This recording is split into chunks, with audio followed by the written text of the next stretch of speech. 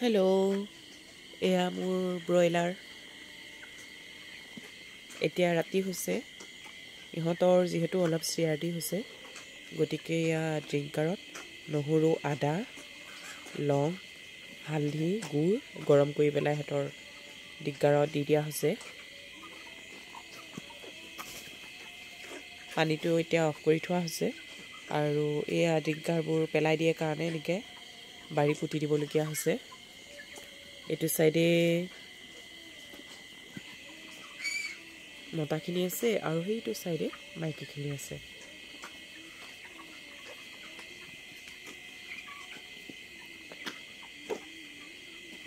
পুৰা চিআৰডি, ইহঁতৰ ফুল চিআৰডি হৈছে।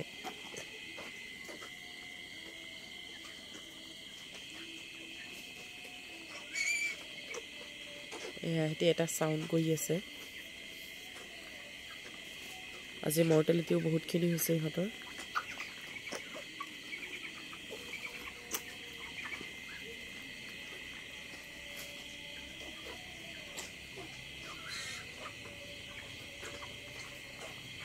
ফিডাৰৰ দানা ইয়াৰ ইমানটো ফুলকৈ দিয়া আছে।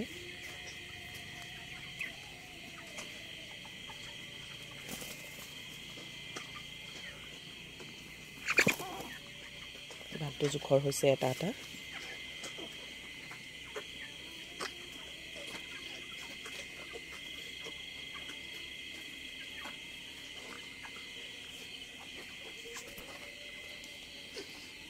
ঠাণ্ডা লগাব নোৱাৰি ইহঁতক।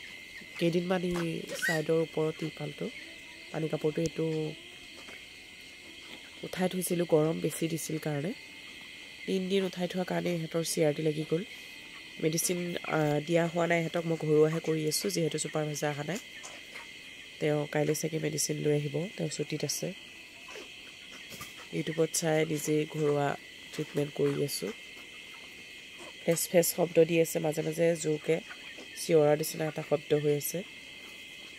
মৰ্টেলিটি হৈছে আজি কেইবাটাও হৈছে ডাঙৰ ডাঙৰ। এণ্টিবায়'টিক দিছিলোঁ, লিক্সেন এণ্টিবায়'টিকো দিছিলোঁ দুপৰীয়া। গুড়, পানী আৰু হালধি দিছিলোঁ 12 বজাত।